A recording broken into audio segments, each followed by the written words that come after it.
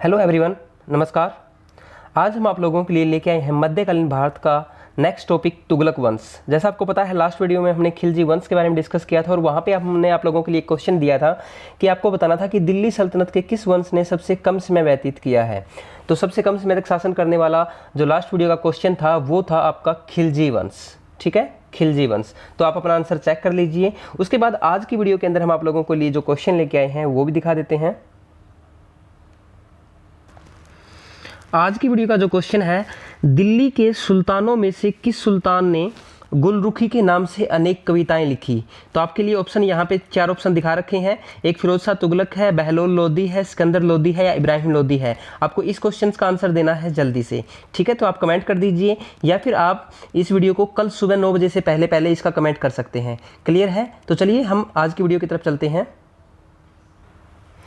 तो आज की वीडियो का हमारा दूसरा क्वेश्चन करेंगे। पहला क्वेश्चन हमने कर लिया है, तो दूसरा क्वेश्चन क्या है, एक बार थोड़ा सा मार्कर की है, इसको थोड़ा सा विड्थ कम कर लेते हैं मार्कर की।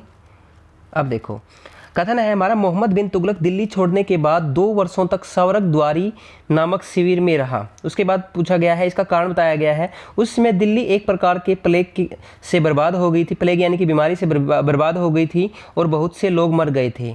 तो क्या यह क्वेश्चन सही है? अब देखो यहाँ पे ए और आर दोनों सही है, लेकिन जो आर है ना उसका स्पष्टीकरण दे रखा है, ये सही नहीं दे रखा। मोहम्मद बिन तुगलक जो है दिल्ली छोड़ने के बाद 2 वर्षों तक सवरक द्वारी कि शिविर में जरूर रही थी, लेकिन उसका कारण ये नहीं था कि दिल्ली के अंदर बीमारी फैल गई थी। ठीक है, तो आप इसको समझ सकते हैं। उसके बाद नेक्स्ट क्वेश्चन की तरफ चलते हैं। देखो, ये कथन निष्कर्ष के जो भी क्वेश्चन होते हैं ना, ये हाईली एग्जाम्स की प्रिपरेशंस के लिए होते हैं। अगर आप इनकी तैयारी करके जाओगे ना पेपर में, तो आपका कभी भी कोई क्वेश्चन गलत नहीं होगा। तो ट्राई करना कि आप ये मत सोचना कि हाँ इसकी आपके कथन निष्कर्ष के क्वेश्चन है, इनको हम यहीं पे स्किप कर दें, वीडियो को छोड़ देते हैं, कोई फायदा नहीं है, ऐसे क्वेश्चन नहीं आएंगे। अगर आप इनकी तैयारी करोगे ना, तभी आपको एग्जाम्स के अंदर मार्क्स जो है वो मैक्सिमम मिलेंगे। चाहे आप पीजीटी लेक्चरर की तैयारी कर रहे हो, चाहे आप किसी आईएएस, यूपीएससी, एसएससी, चाहे वनडे एग्जाम, कोई भी वनडे एग्जाम हो आपका, चाहे आप उनकी तैयारी कर रहे हो। ठीक है, तो सभी के लिए महत्वपूर्ण होंगे आप लोगों के लिए। तो क्वेश्चन है आपका, मोहम्मद तुगलक की प्रतीक मुद्रा योजना असफल सिद्ध हुई। ठीक है, तो ये कथन है और इसका कारण बताया गया है। असफल जो सिद्ध हुई है वो किस कारण से हुई है? मोहम्मद तुगलक जो था उसका मुद्रा निर्गम पर उचित नियंत्रण नहीं था। तो अब देखो यहाँ पे इसका जो सही आंसर है ना, वो बिल्कुल ए और आर दोनों सही हैं, और आर जो है उसकी सही व्याख्या भी करता है। यानी कि जो कथन और कारण है वो दोनों सही बातें हैं, और जो कथन कहा गया है उसके पीछे जो कारण दिया गया है वो कारण बिल्कुल सही दिया गया है कथन का। ठीक है, आगे देखते हैं नेक्स्ट क्वेश्चन की तरफ।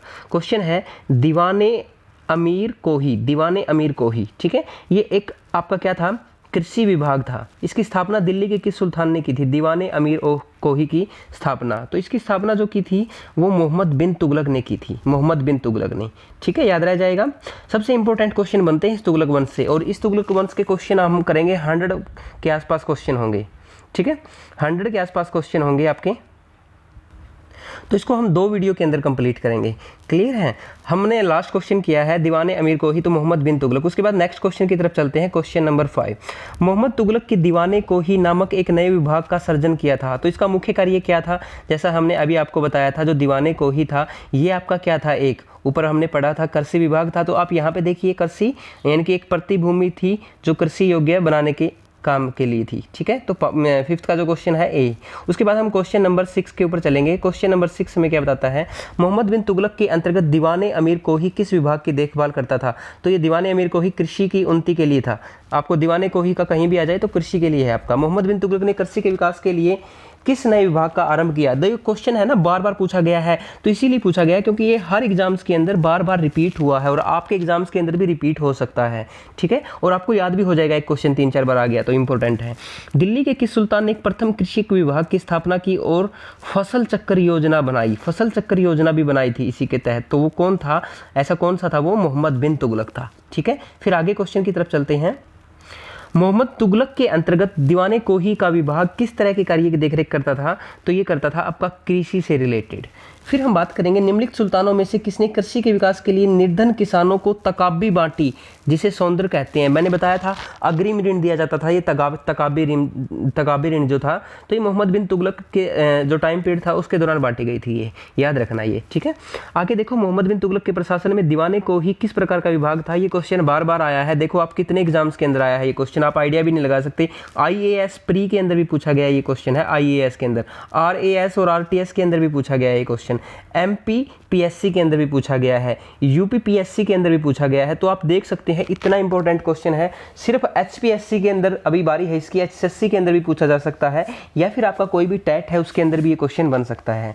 तो आप इस क्वेश्चन को हल्के में लेके ना चलें कि हमें ये क्वेश्चन याद हो गया है। अच्छी बात है, याद हो गया है, आपको याद करवाने के लिए ही वीडियो लेके आए हैं। दिल्ली से दौलताबाद राजधानी के स्थानांतरण का आदेश दिया था, तो किसने आदेश दिया था दिल्ली से दौलताबाद? ये भी मोहम्मद बिन तुगलक ने दिया था। दिल्ली से दौलताबाद इसने राजधानी को कर दिया था वापस, फिर दौलताबाद से दिल्ली ले आया था। इसका दिमाग इसी को पता भाई क्या कर रहा था, ठीक है। फिर हम बात करेंगे नेक्स्ट क्वेश्चन की। मोहम्मद बिन तुगलक अपनी राजधानी दिल्ली से कहाँ ले गया? तो दिल्ली से ये दौलताबाद लेके गया था, ठीक है, याद रह जाएगा। नेक्स्ट क्वेश्चन की तरफ चलते हैं। इब्न बतूता जो था, इसकी भारत यात्रा किस शासक के काल में हुई? Ibn Battuta, very important question बनता है इब्न बतूता से।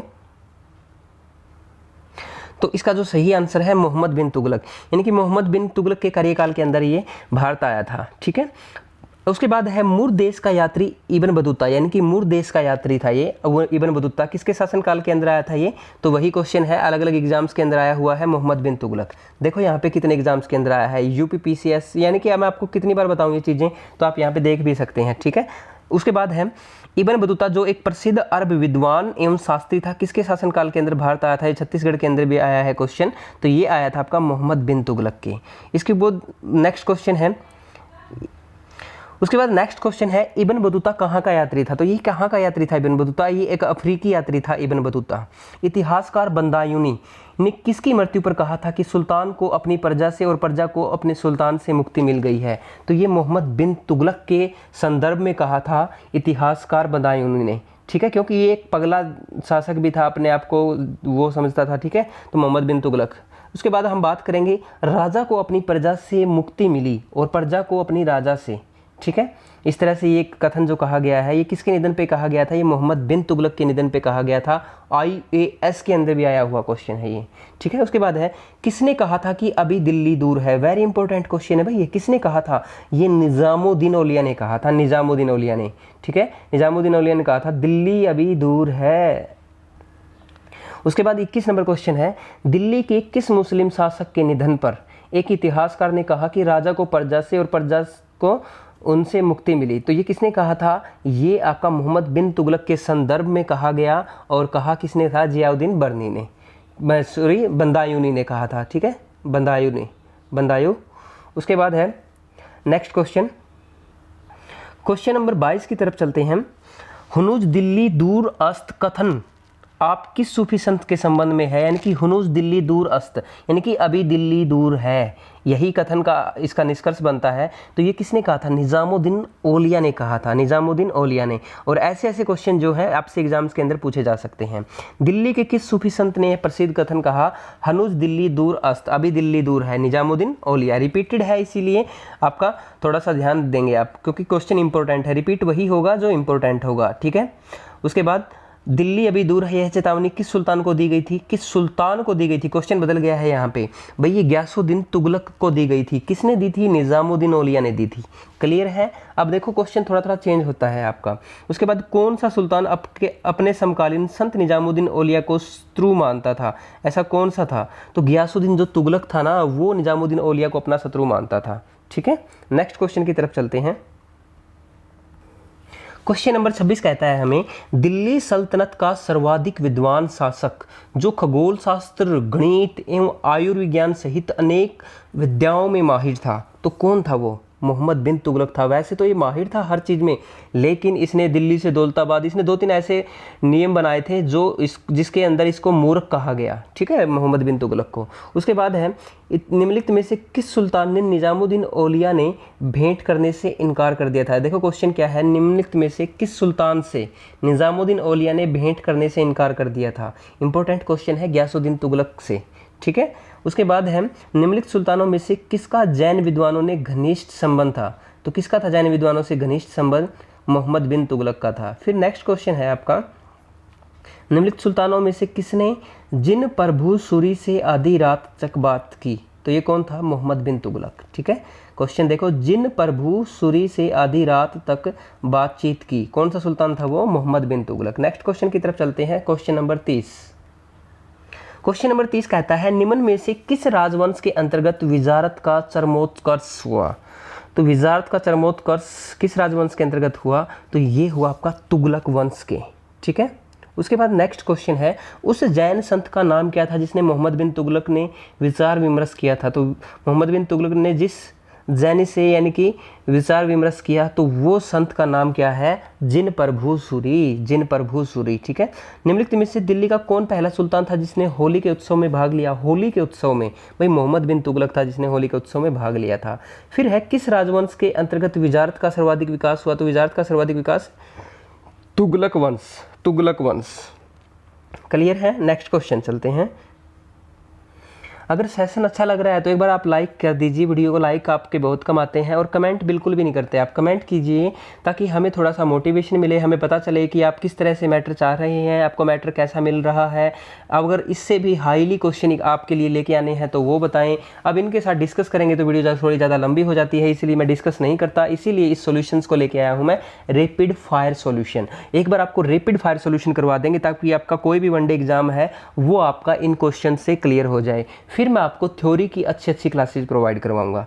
क्लियर है, तो चलिए एक बार क्वेश्चन नंबर 34 की तरफ चलते हैं, और आप जल्दी से वीडियो को लाइक शेयर और कर दिए और साथ में सब्सक्राइब कर दें अगर चैनल पे नए हैं तो।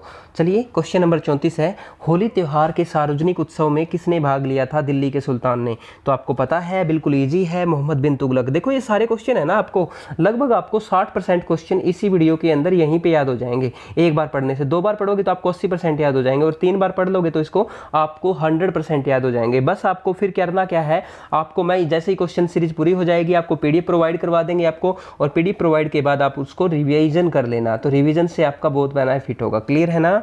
उसके बाद देखो, मध्यकालीन भारत में किस मुस्लिम शासक ने सर्वप्रथम होली खेली थी, तो सबसे पहले मोहम्मद बिन तुगलक ने ही होली खेली थी। निम्नलिखित में से किसके सल्तनत काल में प्रचलित डाक व्यवस्था का विस्तृत विवरण मिला, डाक व्यवस्था का विवरण किसके सल्तनत काल में मिला था भाई, तो ये मिला था आपका इब्न बतूता, जो एक अफ्रीकी यात्री था, याद रखना है, अफ्रीकी यात्री। क्लियर है, नेक्स्ट क्वेश्चन की तरफ चलते हैं। निम्नलिखित में से किसने सल्तनत काल में डाक व्यवस्था का विस्तृत विवरण दिया है, तो किसने दिया है, तो डाक व्यवस्था का Ibn Battuta, Ibn Battuta. Clear है, नेक्स्ट क्वेश्चन की तरफ चलते हैं। उसके बाद देखो, इनमें से किस सुल्तान ने भारत के सर्वप्रथम सांकेतिक मुद्रा का प्रचलन किया था, तो कौन सा सुल्तान था इनमें से, तो वो सुल्तान था मोहम्मद बिन तुगलक।